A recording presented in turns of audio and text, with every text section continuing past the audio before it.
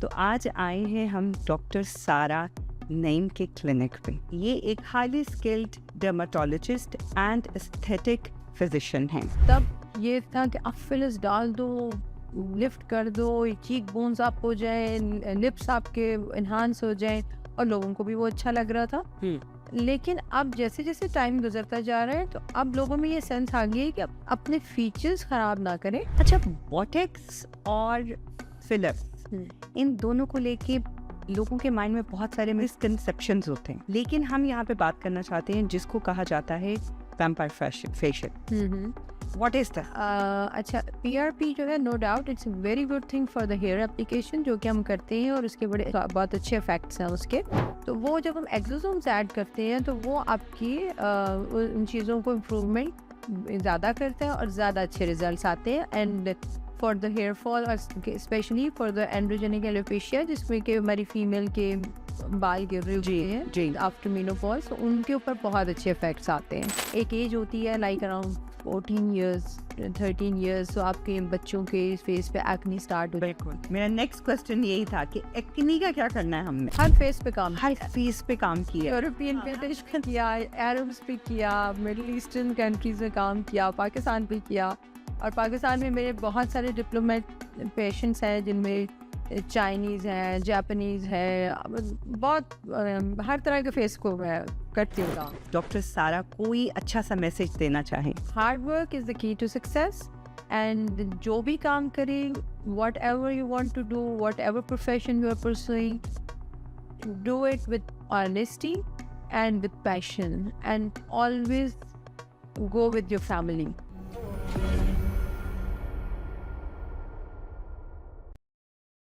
अस्सलाम वालेकुम जी। कुछ मज़ेदार सी बातें एक दफ़ा फिर से। आज हमारी लोकेशन कुछ चेंज है। आप भी सोच रहे होंगे आज हम स्टूडियो से निकल के कहाँ आ गए। तो आज आए हैं हम डॉक्टर सारा नईम के क्लिनिक पे। ये एक highly skilled dermatologist and aesthetic physician हैं, जो कि है चेल्सी लंदन में, और एक क्लिनिक है इनका इस्लामाबाद पाकिस्तान में। हमेशा बिजी रहती हैं, कभी यहाँ कभी वहाँ, और इसके साथ साथ इतनी ज़्यादा रिस्पॉन्सिबिलिटीज़ हैं। Mrs ambassador, Mrs high commissioner होना कोई छोटी बात और कोई आसान काम नहीं है। क्यों डॉक्टर साहब, सही कह रही हूँ मैं? क्या, बिल्कुल ठीक कह रही हैं आप। बहुत ज़्यादा रिस्पॉन्सिबिलिटी होती है अपनी ऑफिशियल ड्यूटीज़ को साथ लेके चलना और अपने प्रोफेशन को साथ लेके चलना, दोनों चीज़ों को साथ लेके चलना। I think it's a very very difficult task, और you have to satisfy your community and your patients together. So I think it's a difficult thing. हम औरतें जो होती हैं ना, वो मल्टीटास्किंग होती Yeah, this is what I was saying last, I think yesterday I have a women empowerment पे एक प्रोग्राम था, उस पर मैं गई। वहाँ पे भी मैंने यही कहा कि हमारी फीमेल बहुत ही अच्छे तरीके से हर चीज़ को साथ लेके चलती हैं, बिकॉज फीमेल के ऊपर जो रिस्पॉन्सिबिलिटी घर की है, जो अल्लाह की तरफ से है, बिल्कुल वो तो है, और उसको साथ लेके अपने प्रोफेशन के साथ चलना, I think it is really big thing. अच्छा, एस्थेटिक को लेके लोगों के दिमाग में बहुत सारी डिफरेंट चीज़ें आती हैं। जो हम लोगों का मुआशरा है, वहाँ पे सबसे पहले तो ये आ जाता है कि नहीं, यहाँ से कुछ और नज़र आएगा, शक्ल बदल जाएगी, बेड़ा गर्क कर लोगी, मतलब इस तरह की बहुत सी चीज़ें होती हैं। लेकिन आप क्या कहती हैं इस बारे में? मैं देखिए, जब मैंने स्टार्ट किया ना, तब बिल्कुल एस्थेटिक स्टार्ट हो रही थी। मैंने 2008 में I started my career as a dermatologist. ठीक। तो उसमें ये था कि तब ये था कि आप फिलर्स डाल दो, लिफ्ट कर दो, चीक बोन्स आप हो जाए, लिप्स आपके इन्हांस हो जाए, और लोगों को भी वो अच्छा लग रहा था। लेकिन अब जैसे जैसे टाइम गुजरता जा रहा है तो अब लोगों में ये सेंस आ गया है कि अपने फीचर्स खराब ना करें, उन्हीं को ही आप सटल सा इम्प्रूव करें। सिर्फ जो सैगिंग हो रही है उसको इम्प्रूव करें, अपनी स्किन टाइप जो आपकी है उसी टाइप में रह के उसको इम्प्रूव करें। मैं बहुत डिस्करेज करती हूँ। मेरे पास बच्चियाँ आती हैं, एशियंस में कॉम्प्लेक्शन का बहुत इश्यूज है। मेरे पास बच्चियाँ आती हैं कि हमारी शादी है और मैं इनके वो ड्रिप्स लगा दें, हमारी स्किन ग्लो करने लग जाए। तो मैं उनको हमेशा कहती हूँ, बेटा आपको ज़रूरत ही नहीं है, जो आपके पास है, अगर आपकी स्किन अच्छी है उसको ही इम्प्रूव करो, अपने ओपन पोर्स पे काम करो, आपके जो मिलाजमा के पैचेस आए हुए हैं, डार्क पैचेस है, उन पे काम करो बजाय इसके कि अपने कॉम्प्लेक्शन को इम्प्रूव करो। जी कॉम्प्लेक्शन जो अल्लाह ने दिया है वो बेस्ट है, हर किसी के लिए वो कॉम्प्लेक्शन बहुत अच्छा है। बिल्कुल। बस आप अपनी स्किन को इम्प्रूव करें और फीचर्स को मेरा ख्याल है बहुत ज़्यादा इन्हांस करने की ज़रूरत नहीं है, उनको बस हल्का सटल से इम्प्रूवमेंट करें। जी तो मेरी ये कोशिश होती है कि मेरे पास जब पेशेंट आता है तो मैं उसको एक्सप्लेन सब कुछ करती हूँ, ऑल द ट्रीटमेंट्स, लेकिन मैं उसको अपनी ओपिनियन देती हूँ और फिर उसकी भी सुनती हूँ कि वो क्या चाह रहे हैं। जी तो अगर वो डिसएग्री कर रही हूँ मेरी ओपिनियन से तो फिर जैसे वो कहते हैं मैं वैसे करती हूँ, but I always undertreat the patient. जी मैं एक दफ़ा ट्रीटमेंट दे के पेशेंट को कहती हूँ कि आप आएँ दोबारा after 15 days and will redo it. हाँ लेकिन ये नहीं है कि मैं पहले दिन ही आपको बिल्कुल वो चेंज करके भेज दूँ, ये मुझे खुद नहीं पसंद। तो मेरी हमेशा अंडर ट्रीटमेंट होती है। आप बिल्कुल सही कह रही हैं। एक्चुअली गोरे रंग को लेके बहुत ज़्यादा हमारे मतलब हमारे कल्चर में, हमारे पाकिस्तानी कल्चर में आई थिंक शुरू से घर में और इस तरह से कंपैरिजन शुरू हो जाते हैं, जिसकी वजह से चाहते ना चाहते हुए उनके अंदर ये बात आ जाती है कि हमारे नैन नक्श चाहे कुछ भी हों बस हम गोरे दिखें। लेकिन आप बिल्कुल ठीक कह रही हैं कि ये जो आईवी ड्रिप्स जो है ये सिर्फ और सिर्फ आपकी स्किन को बेटर करती हैं। इसमें मतलब आपको दिन रात का फर्क तो नहीं हो जाता ना? नहीं नहीं बिल्कुल। हाँ। 19-20 का फर्क वो भी ये इसलिए होता है कि उसमें थोड़ा सा आपका स्किन फ्रेश हो जाती है, जी विटामिन सी की ड्रिप्स होती हैं। But I think why we are going to do for go for the drips की ज़रूरत नहीं है। हमारे पास बड़ी अच्छी ट्रीटमेंट्स हैं, बड़ी अच्छी प्रोडक्ट्स हैं जिसमें NCTF ट्रीटमेंट है, विटामिन सी है, मेसोथेरेपीज़ है, जिनको ये लोग वैम्पायर फेशियल्स कहते हैं, PRPs है। इतनी अच्छी ट्रीटमेंट्स हैं जिनके कोई साइड इफ़ेक्ट्स नहीं है। तो हम why we are not going to approach to those treatment instead of going for the drips. देखिए ना, ड्रिप्स तो अंदर जा रही हैं आपके और उसमें कोई भी आप साइड इफेक्ट्स भी हो सकते हैं। जिस बिल्कुल। चीज़ का साइड इफेक्ट नहीं, देखिए एस्थेटिक्स ऐसी चीज़ है, it's not a disease, it's your choice, and whatever you want to do with your face, you have to play with your face. जी तो उसमें मेरा नहीं ख्याल कि आपको इतनी एग्रेसिव ट्रीटमेंट की ज़रूरत है, जिसकी मैं थोड़ा सा अगेंस्ट हूँ और मैं अपने क्लिनिक में ड्रिप्स नहीं करती। एक्चुअली लोगों को लगता है कि हम एक ड्रिप लगाएंगे और दिन और रात का फर्क हो जाएगा। उसमें I think you need a course of many drips और उसके साइड इफ़ेक्ट्स भी होते हैं और उसके बाद भी कोई इतना फ़र्क नहीं पड़ता। यहाँ पे जो ड्रिप्स ज़्यादातर जो लोग कहते हैं, जो मैंने सुना है कि आपको एनर्जी बूस्टर्स होते हैं या आपकी स्किन सिर्फ और सिर्फ उसको एक लेवल पे करने के लिए होता है। अगर कोई जैसे हमारी डिस्कलर हो जाती है, जस्ट उसको लेवल करने के लिए होता है, लेकिन लोगों के एक्सपेक्टेशंस बहुत ज़्यादा होते हैं। एक्चुअली आई थिंक इसमें थोड़ा सा सोशल मीडिया का जी उसमें हमारे कुछ सेलिब्रिटीज़ हैं वो जिस तरह से पोर्ट्रे करती हैं विद फिल्टर, तो मेरा ख्याल है इन चीज़ों को थोड़ा सा कंट्रोल करना चाहिए। हमें लोगों को ये अवेयरनेस देनी चाहिए कि इनसे कोई ऐसे कोई दिन रात का फ़र्क नहीं पड़ जाता, बल्कि उसके इफ़ेक्ट्स से ज़्यादा साइड इफ़ेक्ट्स ज़्यादा हैं।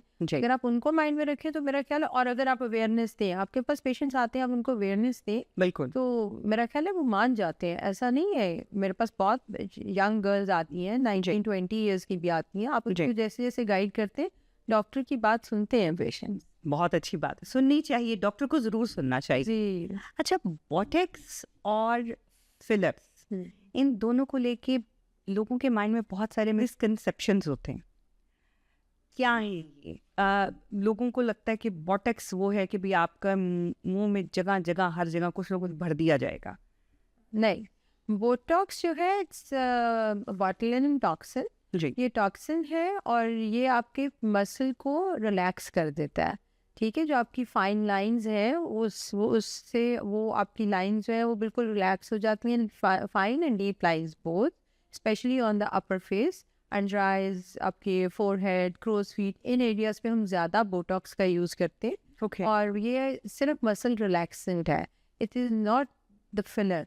फिलर जैसे आपको नाम से पता चल रहा है, it's hyaluronic acid which फिल्स the gaps. Like आपकी जो नेज़ोलेबियल डीप होते जाते हैं विद एज और आपके रिंकल्स आ जाते हैं, तो आप उनको फिल करके उन गैप्स को फिल करते हैं।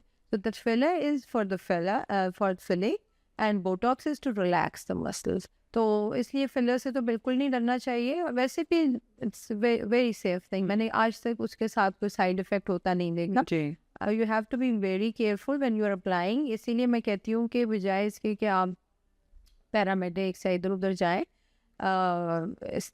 एस्थेटिशियंस के पास जाएं, डॉक्टर्स के पास आएँ, बिकॉज उनको पता है कौन सा मसल है, कौन सी आर्टरी है, कौन सी वेन है, कौन सी नर्व है, कहाँ से जा रही है। क्योंकि हमने इतना पढ़ा है तो वो ऐसे ही तो नहीं पढ़ा जी क्या हम तो मेरा ख्याल है कि डॉक्टर्स के पास आना बेहतर होता है, क्योंकि उनको पता है कि वो कौन सी चीज़ किस लेवल पे, कौन सी डेप्थ पे अप्लाई कर। आप बिल्कुल ठीक कह रही हैं, क्योंकि कुछ ऐसे देखने में लोग आए हैं कि जो एक्चुअली आपको ऑफर करते हैं ऐसी चीज़ें विद लोअर प्राइस, लोग चले जाते हैं और समटाइम उनकी मसल्स जो हैं वो बिल्कुल for the time being long भी हो सकता है इसका असर, लेकिन जैसे देखने में आता है कि आंख नहीं बंद हो रही होती है, फेस जो है, लिप्स आपका एक साइड को थोड़ा सा चला जाता है। तो ये आई थिंक जो आप गलत इंजेक्ट कर देते हैं या गलत वेन को या नर्व को पकड़ लेते हैं। नहीं, ये होता है विद बोटॉक्स। अच्छा, अगर आप बोटॉक्स की एप्लीकेशन जो है वो सही जगह पे नहीं कर रहे तो आपका लिप में भी चेंज आ जाता है आपके, बिकॉज आप you are not applying anything on the lips. आप उसके सराउंडिंग मसल्स पे जब काम करते हैं ना, तो अगर आपकी dose of Botox is not correct, अगर आपकी location of Botox, application of Botox is not correct, उससे फिर ये होता है कि आपकी वो जो डिफॉर्मिटी है ना वो नज़र आने लग जाती है। उसमें बुरी बात यह है, जो मैंने पहले भी बताया, जी। तो 3 to 4 months आपको फिर उसी तरह उसी तरह रहना पड़ता तो आपको उसके साथ ही चलना पड़ता है। है। बिल्कुल कई दफ़ा आपने देखा होगा किसी की एक आईब्रो ऊपर जा रही है, जी। आ रही है, वो भी that is also the side effect of botox. जी So, जी लेकिन ये कि हाँ बिल्कुल ऐसे है कि हम करेक्शन कर सकते हैं, लेकिन करेक्शन भी फिर ऑब्वियसली वही करेगा ना जिसको पता है कि को पता होगा आपने अप्लाई किया और कहाँ नहीं किया। जी जी। अच्छा, पीआरपी एक्चुअली पीआरपी को ज़्यादा मैंने जो सुना वो कि आपके सर पे हो रहा है, यानी जो पहले हुआ था, पहले आया था कि आपके बालों के लिए, उनको अच्छा करने के लिए, लेकिन हम यहाँ पे बात करना चाहते हैं जिसको कहा जाता है vampire facial. What is that? अच्छा, पीआरपी जो है, no doubt it's a very good thing for the hair application, जो कि हम करते हैं और उसके बड़े बहुत अच्छे इफेक्ट्स हैं, उसके रिजल्ट्स बड़े अच्छे आते हैं। But it needs PRP alone if you are doing it, तो उसके लिए हमें कोई 4 to 6 सिटिंग्स चाहिए होती हैं, जी 1 month अपार्ट या 3 weeks अपार्ट हमें चाहिए होती हैं इसकी सिटिंग्स। लेकिन अगर हम, I am just talking about the hair, जी ठीक जी है, जी उसमें फिर अगर हम उसके साथ एक्सोसोम्स ऐड करते हैं, जी तो that is like the stem cells, तो वो जब हम एक्सोसोम्स ऐड करते हैं तो वो आपकी उन चीज़ों को इम्प्रूवमेंट ज़्यादा करते हैं और ज़्यादा अच्छे रिजल्ट्स आते हैं। And for the hair fall और specially for the androgenic alopecia, जिसमें कि हमारी फीमेल के बाल गिर रहे होते हैं जी आफ्टर मेनोपॉज, तो उनके ऊपर बहुत अच्छे इफेक्ट्स आते हैं उसके। ठीक है, अगर अब आप वैम्पायर फेशियल का पूछ रही हैं फॉर फेस, जी फॉर फेस जो है बिल्कुल हम इसको वी आर डूइंग पीआरपी, हम इसके कॉकटेल भी बना लेते हैं जिसके अंदर हम विटामिन सी, जो मैं आपको कह रही हूँ ड्रिप्स की बजाय जी। इन चीज़ों पे आ जाए, जी तो हम इनके कॉकटेल बनाते हैं जिसके अंदर मल्टीपल चीज़ें ऐड करते हैं। इसमें हम हाइलुरोनिक एसिड भी ऐड कर सकते हैं, विटामिन सी भी ऐड कर सकते हैं, डिपेंडिंग के पेशेंट को क्या रिक्वायरमेंट है, तो उसके हिसाब से हम उसको मिक्स करके कॉकटेल बना लेते हैं और उसको अप्लाई कर देते हैं। और अगर हमें पीआरपी और विद एक्सोसोम करें या माइक्रो नीडलिंग विद एक्सोसोम्स करें, तो इसके रिजल्ट्स बहुत अच्छे आते हैं। हम आजकल जो ज़्यादा ट्रेंड है वो कॉम्बिनेशन ऑफ ट्रीटमेंट का है, तो वी कंबाइन द ट्रीटमेंट्स, उससे फिर आपको ज़्यादा अच्छे रिजल्ट्स आते हैं। अच्छा, ये जो एक्सोसोम्स होते हैं ये प्लांट बेस्ड भी होते हैं, ये ह्यूमन बेस्ड भी होते हैं, जी। विच आर मोस्ट देखिए, Good. पाकिस्तान में जब मैं प्रैक्टिस कर रही हूँ तो वहाँ पे हमारे पास प्लेसेंटल एक्सट्रैक्ट्स भी आ रहे हैं डिफरेंट, वहाँ पे we are allowed to do that. Okay लेकिन यहाँ पे in UK we can only work with plant base, we are not allowed to use the human extracts. अच्छा तो ये डिपेंड करता है, रिजल्ट्स दोनों के अच्छे आते हैं। ओके मैं तो अभी तक दोनों के उस पर सेटिस्फाइड हूँ, because I am working with both of them. Pakistan में मैं दूसरे भी ले लेती हूँ ह्यूमन जी। एक्सट्रैक्ट वाले, लेकिन यहाँ पे तो हमें इजाज़त ही नहीं, इजाज़त नहीं। Only we are using the licensed one, that is the plant based. अच्छा, जो नॉन सर्जिकल ट्रीटमेंट्स हैं इनका क्या फ्यूचर है? आई थिंक फ्यूचर ही इनका फ्यूचर इनका? बिकॉज देखिए ना, सर्जिकल तो ऑब्वियसली सर्जिकल है, प्लास्टिक सर्जन्स हमारे बहुत अच्छे हैं और वो बड़ा अच्छा फेस लिफ्ट करते हैं, बड़ी अच्छी टेक्निक्स उनकी तरफ भी आ गई हैं। जी। जैसे जैसे टाइम गुजर रहा है, एडवांसमेंट होती जा रही है, रिसर्च हो रही है, नई चीज़ें आ रही हैं, तो प्लास्टिक सर्जरी का कंपैरिजन हम इनके साथ नहीं कर सकते, लेकिन as compare to surgery non surgical procedures are always safe होते हैं। सेफ होते हैं, बट इनकी लाइफ शायद इतनी नहीं होती जी। ना। अगर आप प्लास्टिक सर्जरी से फेस लिफ्ट करते हैं तो 5 years to 8 years तक चलता है, जी। लेकिन आप फिलर्स यूज़ कर रहे हैं, ये तो कुछ फिलर्स ऐसे हैं जिनको हम परमानेंट फिलर्स कहते हैं, उनका इफेक्ट 2 years भी रहता है। अच्छा। थ्रेड लिफ्ट्स हैं, उनके साथ भी आपका इफेक्ट जो है वो 1.5 year to 2 years तक रहता है, लेकिन जो रूटीन में हम फिलर्स यूज़ कर रहे हैं वो 8 months to 1 year तक होता है। जी। तो यानी वो आपको रिपीट करने पड़ती हैं procedure। बिल्कुल, क्योंकि मेरे माइंड में ये आ रहा था कि जैसे कोई नोज सर्जरी कराता है आजकल, आपको पता है हर किसी को लगता है, हम पाकिस्तानियों को लगता है कि हमारे नाक अच्छे नहीं है। हाँ। हर बंदा कहेगा मेरा नाक यहाँ से कुछ ऐसा है, इसमें बम्प आ रहा है, नाक उठी हुई नहीं है, you know this so many things. अगर हम वही प्लास्टिक सर्जरी की तरफ जाते हैं, so it's a very painful procedure. ठीक है, उससे अच्छा बहुत प्यारी भी हो जाती है, जैसे फॉक्स नोसिस का बहुत ज़्यादा ट्रेंड है, लेकिन बहुत पेनफुल होता है। और अगर जैसे बम्प से अगर हम सिर्फ एक फिलर करा लेते हैं या उसको पॉइंटी करने के लिए एक फिलर करा लेते हैं, सो मुझे लगता है कि वो ज़्यादा अच्छा नहीं है, आपको तकलीफ भी कम होती है। देखिए, ये तो अपनी चॉइस है, जी। ठीक है। कई दफ़ा ये होता है कि आपको चोट लगी है और आपकी बोन भी फ्रैक्चर हुई हुई है, उसको तो हम इम्प्रूव नहीं कर सकते, उसके लिए तो आपको obviously we have to go for surgical rhinoplasty. बिल्कुल। बट अगर हम मैं अगर अपने प्रोफेशन को देखूं तो हम बहुत अच्छा नोज ट्रीट करते हैं with non surgical liquid rhinoplasty से। उसमें हम फिलर्स भी यूज़ कर लेते हैं, हम थ्रेड्स भी यूज़ करते हैं और बहुत अच्छा नोज हो जाता है। लेकिन ऑब्वियसली वही बात है कि आपको कोई 1 year के बाद 1.5 year के बाद आपको दोबारा वो दोबारा करवाना। अच्छा, आपको क्या लगता है कि ज़्यादातर कौन से लोग आते हैं एस्थेटिक के लिए? कौन सी जैसे एक तो चलें, जैसे मेरी एज के लोग हैं, ठीक है, हम 40+ की बात कर लेते हैं, मेरी एज के लोग हैं, उनको लगता है कि हमें ज़रूरत है, या 20s की बच्चियां भी आ जाती हैं कि मुझे ज़रूरत है। अच्छा, सबसे पहले तो जो कौन से पेशेंट्स आते हैं जो अफोर्ड कर सकते हैं, हाँ जी। वेरी वेरी एक्सपेंसिव से, बिल्कुल। तो we have to be very honest. जी। जो अफोर्ड कर सकते हैं वो सब आते हैं। अच्छा, अब जो नया ट्रेंड स्टार्ट हुआ है with lip fillers, lifted eyebrows और इन चीज़ों का, वो तो आप उसकी तो कोई नेवर एंडिंग है। बच्चियाँ आती हैं 20 years की भी आ रही हैं, उनको ये चीज़ें चाहिए, तो आप ऑब्वियसली मांगती हैं, हम कर भी देते हैं। और लेकिन अगर प्रॉपर फेस लिफ्ट के लिए क्या है तो ऑब्वियसली वो तो फिर आप आफ्टर 40s ही। आफ्टर 40। ये लेकिन मैं ये कहूँगी कि अगर बच्चियाँ भी अगर अपनी स्किन का आफ्टर 25 ख्याल करना शुरू करें, रेटिनॉल लगाए और स्किन को हाइलुरोनिक एसिड सेरम यूज़ करने शुरू कर दें आफ्टर 30s, तो आप एजिंग को डिले कर सकते हैं। आज बहुत अच्छी प्रोडक्ट्स आ गई हैं, तो बच्चे जितनी अवेयर होंगी इन चीज़ों से उतना ही अच्छा है। मैं वैसे हमेशा पेरेंट्स को ये एडवाइस करूँगी कि अपने बच्चों को जितना आप जल्दी इंट्रोड्यूस कराएं विद डर्मेटोलॉजिस्ट उतना अच्छा है, कि वो उनको एडवाइस भी देंगी। बिकॉज एक एज होती है लाइक अराउंड 14 years 13 years, तो आपके बच्चों के फेस पे एक्नी स्टार्ट हो बिल्कुल। मेरा नेक्स्ट क्वेश्चन यही था कि एक्नी का क्या करना है हमने? एक्नी के लिए तो मेरा ख्याल है कि बिल्कुल डॉक्टर की, डर्मेटोलॉजिस्ट की एडवाइस इज अ मस्ट। जी। खुद से घर में बैठ के ना करें, बिकॉज अगर आप खुद से घर में बैठ के स्टार्ट करेंगे, कभी वो आप बेसन लगाना शुरू कर देते हैं, वो उससे आपकी स्किन और डैमेज होती है। और पेरेंट्स को ये फेयर है कि पता नहीं डॉक्टर ने क्या दे देना है, वो स्किन तबाही ना कर दे।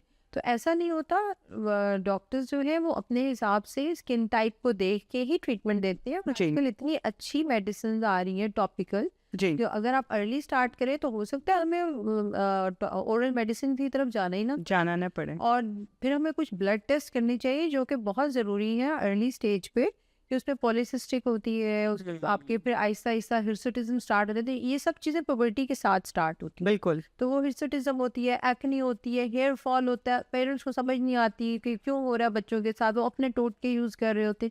अब मेरा ख्याल है इस तरफ को जाने की बजाय आप 1 या 2 विजिट डर्मेटोलॉजिस्ट से करें, आपको सब समझ आ जाएगी कि क्या जी। करना है बच्चों के साथ, बजाय इसके कि एक्ने की स्कारिंग हो जाए फिर आप आएंगे अब स्कारिंग की ट्रीटमेंट मिलेगी। हम्म, वो मुझे लगता है कि इट्स डिफिकल्ट। जी। और सोशल मीडिया को देख के सिर्फ उसी को फॉलो करके अपनी स्किन खराब ना कर लें, क्योंकि जो हो सकता है कोई चीज़ किसी को सूट कर रही है लेकिन मुझे सूट नहीं कर रही।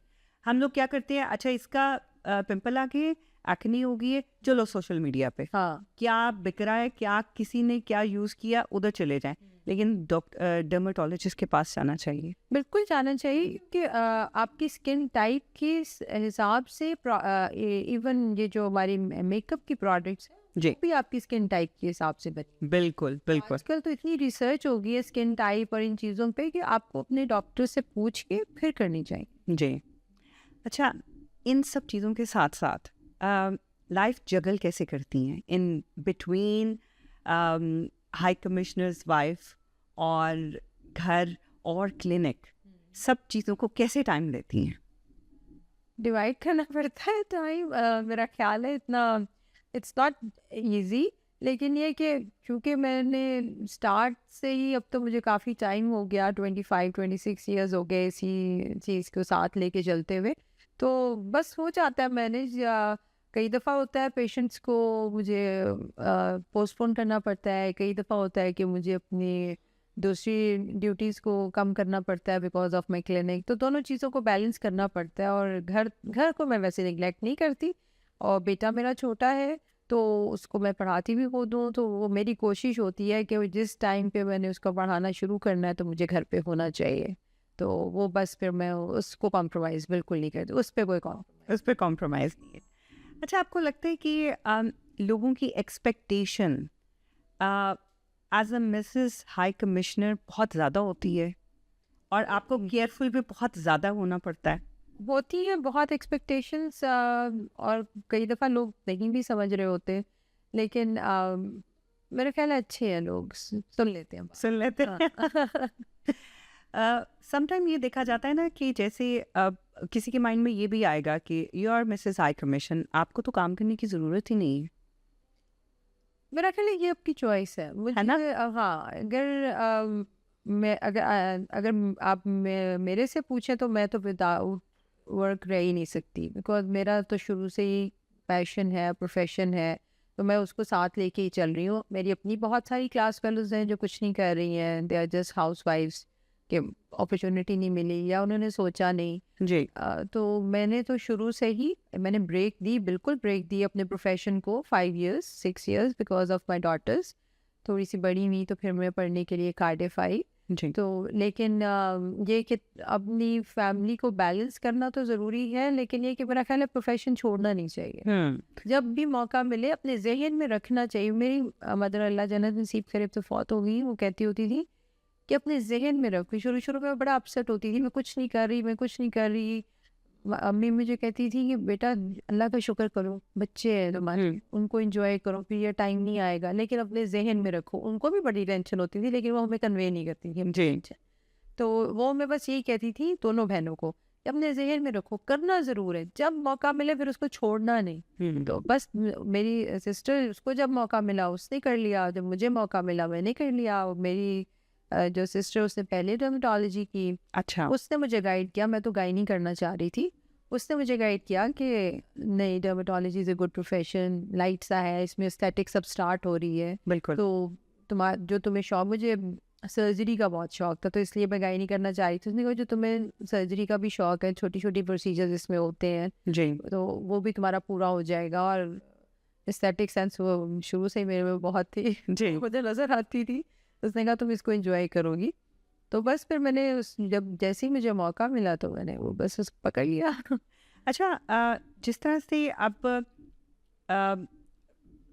डॉक्टर फैसल की डिफरेंट जगहों पे उनकी हो जाती हैं, like you know you have to posting different countries, फिर कैसे मैनेज करती हैं? बहुत मुश्किल होता है, लेकिन ये कि Faisal is a good husband, वो बहुत कॉन्शर्टिव है माशाल्लाह, वो हर चीज़ में सपोर्ट करते हैं। बल्कि मैं जो पढ़ने के लिए गई, मेरा एडमिशन उन्होंने करवाया, सब कुछ उन्होंने किया कि नहीं तुम्हें जाना चाहिए, फिर बाद में मौका नहीं मिलेगा, फिर जैसे जैसे एज ज़्यादा होती जाती है आप उतना पढ़ नहीं सकते। तो वो बस सपोर्ट थी मुझे फैसल की, और मैं जहाँ पे भी जाती हूँ तो मुझे बिल्कुल फुल सपोर्ट होती है, और उसके बगैर तो मैं कर नहीं सकती। तो मुश्किल था लेकिन कर लिया। तो जैसे अगर फ़र्ज़ करें अभी अभी तक कितनी पोस्टिंग्स हो चुकी हैं? अभी तो हमारी काफ़ी हो गई। फर्स्ट पोस्टिंग थी हमारी तंजानिया, तो वहाँ पे तो मैं बिल्कुल after marriage, immediately after marriage चली गई थी, तो जी। वहाँ पे तो मैंने बिल्कुल कुछ नहीं किया।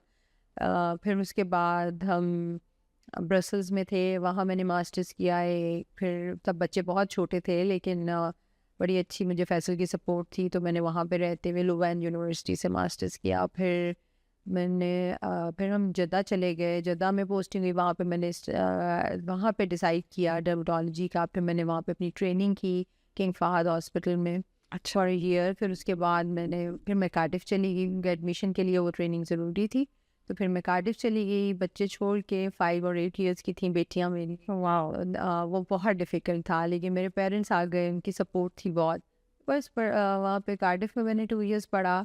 फिर वापस आके फिर मैंने 2 ईयर्स सऊदी अरब में काम किया। वहाँ बहुत एस्थेटिक्स की, बहुत, क्या वो पता है, अरब्स में तो अरब्स में बहुत ज़्यादा है, तो मतलब लगता है स्टार्ट वहीं से होता है सब हाँ, कुछ। बिल्कुल। वहाँ पे मेरे साथ एक इजिप्शियन डॉक्टर थी, वो भी डर्मेटोलॉजिस्ट और एस्थेटिक फिजिशियन थी, तो वो भी बहुत ज़्यादा करी थी। उनका भी उतना ही पेशेंट था, मेरा भी उतना ही पेशेंट था, तो वहाँ पे फिर बहुत काम किया। फिर उसके बाद पाकिस्तान चले गए। पाकिस्तान में फिर मैंने अपना क्लिनिक इस्टेब्लिश कर लिया इन इस्लामाबाद। जी। तो वो बस वहाँ पे हॉस्पिटल्स में भी काम करती रही। तो वहाँ पाकिस्तान में तो बहुत ही ज़्यादा बिजी, अब भी बहुत बिजी होती हूँ, जाती हूँ तो जी। क्योंकि वो तो 17 ईयर्स से मेरा इस्टेब्लिश क्लिनिक है, जी। तो पेशेंट्स चल रहे हैं मेरे वहाँ पे। फिर हम जर्मनी चले गए, वहाँ पे भी मैंने काम किया।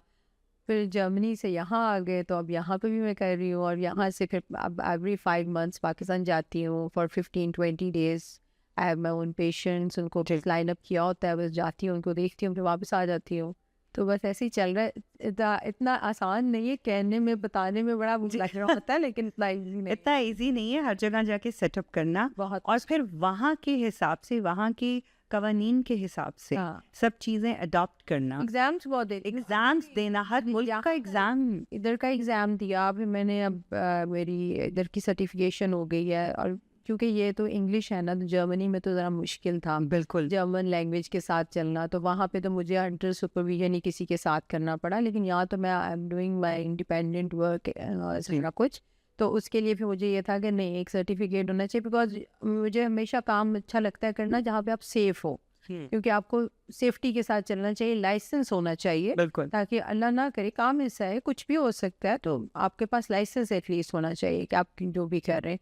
और फिर मैं इतना अच्छा, माशाल्लाह, ये वारा क्लिनिक है जहाँ पे मैं यहाँ पे काम कर रही हूँ, तो इनके लिए भी अच्छा है कि सर्टिफाइड डॉक्टर हूँ, तो इनको बिल्कुल। भी प्रॉब्लम नहीं होती, मुझे भी नहीं होती, तो इसलिए पढ़ना बहुत पड़ता है। पढ़ना बहुत पड़ता है, लेकिन मुझे सुन के इतना मज़ा आ रहा था कि मतलब you get experience from many countries. हाँ, हर फेस पे काम हर फेस पे काम किया। यूरोपियन ब्रिटिश पे किया, अरब्स पे किया, मिडिल ईस्टर्न कंट्रीज में काम किया, पाकिस्तान पे किया। और पाकिस्तान में मेरे बहुत सारे डिप्लोमेट पेशेंट्स हैं, जिनमें चाइनीज़ हैं, जापानीज़ है, बहुत हर तरह के फेस को मैं करती हूँ काम। सबसे ज़्यादा मज़ा कहाँ आया? कौन से ऐसे फेसेस हैं जिनको तराशने में ज़्यादा मज़ा आता है? डिपेंड करता है, ये डिपेंड करता है, लेकिन मुझे पाकिस्तान ऑब्वियसली मेरा अपना कंट्री है, वहाँ पे मेरे पेशेंट्स है वो ज़्यादा सेटिस्फाइड हो जाते हैं। और हर तरह के लोग, मतलब सब कोई, अल्हम्दुलिल्लाह अभी तक मुझे कभी कंप्लेन आई नहीं। एक दफ़ा या 2 दफ़ा कभी कंप्लेन आई होगी पेशेंट से, वो भी मेरा ख्याल है आनी भी चाहिए, क्योंकि अब आप अपना काम फॉर द बेटर इम्प्रूवमेंट। जी। भी चाहिए, लेकिन ये कि मोस्टली मेरे पेशेंट्स अल्हम्दुलिल्लाह खुश हैं। अल्हम्दुलिल्लाह, अल्हम्दुलिल्लाह। मेरे पास एक छोटा सा रैपिड फायर आपके लिए। रैपिड फायर यानी एक वर्ड एक लाइन वाला, मज़े का। PRP or fillers, which would you pick for yourself? PRP. PRP, that is, yeah. Botox in your 20s or the in your 20s mean लड़कियों के लिए करने चाहिए या फेस को अभी थोड़ा टाइम देना चाहिए? टाइम देना चाहिए। बिल्कुल। One skincare product you cannot live without? सनलॉक। Sunblock. Biggest myth about facelift? फिलस से स्किन ख़राब हो जाती है और हमें बार बार करवाना पड़ता है। आपको लगता है ये एडिक्शन है? यस इट इज़, बिकॉज आपको जब आपका फेस अच्छा लगने लग जाता है तो फिर आप क्यों नहीं करवाएंगे। वही बात जो मैंने पहले भी कही कि अफोर्डेबिलिटी की बात, जी इफ़ यू कैन अफोर्ड तो व्हाई नॉट। जी। आपको मॉर्निंग की कंसल्टेशंस अच्छी लगती हैं या फिर किसी के टाइम के हिसाब से अगर नाइट में कोई आ जाए कि मुझे नाइट तो बिल्कुल बिकॉज मैंने आपको बताया कि जी। बच्चों को बिल्कुल कॉम्प्रोमाइज़ नहीं करती, बिल्कुल तो शाम का टाइम मेरे बच्चों के लिए होता है, उसमें मैं बिल्कुल कॉम्प्रोमाइज़ नहीं करती। मुझे हमेशा अर्ली राइजर हूँ, फजर पढ़ के मैं बस आप होती हूँ, I am not going to bed after फजर। जी तो मेरे लिए सुबह सुबह आके काम शुरू करना हाँ। इट्स वेरी इजी और मैं बड़ी कंफर्टेबल हूँ। बच्चे स्कूल होते हैं, मैं ऑफिस होती हूँ, जी बच्चे घर आ जाते हैं, मैं घर चली जाती हूँ, तो मेरे लिए हमेशा अर्ली। अर्ली। हम लोग सब जो औरतें हैं ना, स्पेशली इस मुल्क में, हम लोग बच्चों की टाइमिंग के हिसाब से हर चीज़ जगल अराउंड करना भी ऐसे करना भी ऐसे चाहिए डेफिनेटली। डिप्लोमेटिक डिनर्स और clinic hours, which is more exhausting? दोनों चीज़ें मेरे लिए बहुत अच्छी हैं। दोनों को आई एंजॉय, दोनों को एंजॉय करते हैं। हाँ मैं एंजॉय करती हूँ, मुझे कभी मुश्किल नहीं लगा। तैयार होने का शौक है हाँ तो डिनर्स भी अच्छे, क्लिनिक भी अच्छा, हाँ बिल्कुल पेशेंट देखने का भी शौक है। जी। पाकिस्तान और London, way you feel more at home? Pakistan Pakistan तो जिंदाबाद। जिंदाबाद बिल्कुल। जब आप बिल्कुल किसी एक दिन आप बिल्कुल फ्री हैं, सबसे पहले क्या करना चाहती हैं? अपने ऊपर ही टाइम लगाऊंगी ऑब्वियसली, क्योंकि मैं कई दफ़ा इंजेक्टेबल्स भी खुद कर लेती हूँ, अपने ऊपर भी कर लेती हूँ, तो अच्छा। अपने ऊपर टाइम लगाती हूँ। मेरा ख्याल मी टाइम, टी और coffee, which is more energetic? Coffee for me, coffee. या कुछ लोग कॉफी पीपल होते हैं ना। I am coffee. More enjoy आप किसको करती हैं? हैप्पी पेशेंट जो बहुत हैप्पी हो के आपसे जाए, या फिर एक डिप्लोमेटिक इवेंट बहुत अच्छा हो गया? Happy patient, oh my God, it's so relaxing for me. जिस दिन पेशेंट मेरा खुश होता है या मुझे कोई अच्छा कमेंट मिलता है, तो मेरा तो दिन भर मेरी ईद होती है। हाँ, बहुत मज़ा आया आपसे बातें करके, आपको जानने का मौका मिला। ज़्यादातर ये होता है कि हम दूर दूर से देखते, लेकिन आज आपको जानने का मौका मिला। एक औरत जो हर तरह से लाइफ को जगल अराउंड कर रही है। मैं इतनी आपसे इतनी ज़्यादा कहते हैं ना कि एक इंस्पायर हुई हूँ कि आप इतने मुल्कों में रह के और वहाँ पे हर जगह, मतलब आपने ये नहीं सोचा, हालांकि आपको काम करने की ज़रूरत नहीं है, लेकिन आप यू लव टू वर्क। या अल्लाह ताला ने आपको एक सलाहियत दी, आपने एजुकेशन ली। हमारे पाकिस्तान में ज़्यादातर लड़कियों ये देखा गया है कि सिर्फ़ और सिर्फ मेडिसिन की डिग्री इसलिए कराई जाती है कि अच्छे रिश्ते मिल जाएं। हाँ शायद ये एक बहुत, और जैसे ही उनकी शादी होती है वो छोड़ देती हैं, वो सिर्फ होता है। और एक्चुअली बहुत से लड़के वालों को भी सिर्फ एक एज अ मेडल चाहिए होती है, डॉक्टर बहू। नहीं, बताए अब चीज़ें बहुत चेंज। जी। मेरी 2 बेटियां हैं, जी। डॉक्टर बन रही हैं, माशाल्लाह। तो अल्हम्दुलिल्लाह। लेकिन उसमें ये है कि अब जो मेरी एज की थी ना टाइम, उसमें बच्चियां ये ऐसे सोच लेती थी जी। छोड़ देंगे, बच्चे हो गए तो बस छोड़ दो अपना आप। अब नहीं है ऐसे, अब नहीं। अब मुझे नहीं लगता, बिकॉज मेरी बेटी की क्लास फेलोज हैं ऑलमोस्ट, मेरा ख्याल है सब बच्चियाँ। कोई क्लैप कर रही है, मेरी बेटी ने स्टेप्स कर लिए, USMLE किया, she is planning to go to US। तो हर आजकल मैंने नहीं देखा कि बच्चा प्रोफेशन छोड़ेगा। जी। अगर वो मेडिसिन परसू नहीं कर सकता तो वो पब्लिक हेल्थ में चले जाएंगे, कुछ और कर लेंगे, मास्टर्स किसी और, मतलब MBA कर लेंगी बच्चियाँ। उसको आजकल तो लड़के भी और लड़कियाँ भी जो इंजीनियर्स हैं वो भी MBA करके कंबाइन करके मल्टीनेशनल में जा रहे हैं। बिल्कुल, आजकल बहुत चीज़ें हैं। बहुत चीज़। बच्चियों को मैं हमेशा ये एडवाइस करूँगी, कभी घर नहीं बैठना। घर बैठ के आप अपने आप को वेस्ट, इतना पढ़ाया, इतना कुछ किया, इतनी मेहनत की, मेडिसिन करना it's not an easy thing. बिल्कुल। रात जागते हैं बच्चे, मैंने अपने बच्चों को पढ़ते हुए देखा, सारी सारी रात जाग के पढ़ते हैं। तो क्यों नहीं अपने प्रोफेशन को परस्यू करें। हाँ, लेकिन ये कि अगर बीच में ब्रेक देनी पड़े फॉर योर फैमिली तो ज़रूर दें। बिल्कुल ज़रूर। फैमिली को 4-5 years अगर आप दे दो तो कोई हर्ज नहीं है उसमें। आप कैचअप, लाइफ पढ़िए। हाँ आप कैचअप कर लेते हो दोबारा, जो नई चीज़ें आई होती हैं उनके साथ कैचअप आपका हो जाता है। और बच्चों की कुछ ऐसा टाइम होता है जिसमें उनको बहुत ज़्यादा हमारी ज़रूरत होती है। मैंने भी अपने करियर को मैं प्रॉपर्टी मैनेजमेंट में हूँ, तो जब इन लोगों की कुछ स्टडीज़ के टाइम ऐसे थे जिनमें इनको मेरी बहुत ज़रूरत थी, मैंने कहा काम यहीं पे पड़ा है, हाँ पहले इनको देख लो, उसके बाद दोबारा शुरू कर लूँ? बिल्कुल बिल्कुल, मेरा ख्याल है सक्सेस ही इसमें है। जी। अगर आप अपनी फैमिली को लेके चले, बिल्कुल। मेरा ख्याल है ये वाली चीज़ जो है ना, पाकिस्तानी फीमेल में बहुत है, सेंस ऑफ रिस्पॉन्सिबिलिटी। बिकॉज मैंने यहाँ पे जो देखा ना, आप लोग तो खैर रहते यहाँ पे हैं तो ज़्यादा अच्छा जज करते होंगे कि यहाँ पे sense of responsibility to their profession ज़्यादा है, फॉर देयर फैमिली नहीं है। नहीं है। तो हमारी पाकिस्तानी फीमेल जो है, हमारा ब्रॉटअप ही ऐसा है कि जी। दोनों चीज़ों की हमें ज़रूरत है, हम उनको साथ लेके चलते आज आपसे बातें करके इतना अच्छा लगा, आपको जान के बहुत अच्छा लगा, हैं। और माशाल्लाह you are doing really good.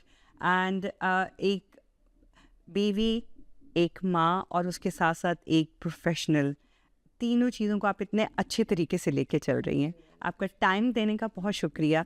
हम बहुत देर से कोशिश कर रहे थे। थैंक यू सो मच, आपने अपने एफर्ट किया पर एक आई, और थैंक यू सो मच। आपका बहुत शुक्रिया।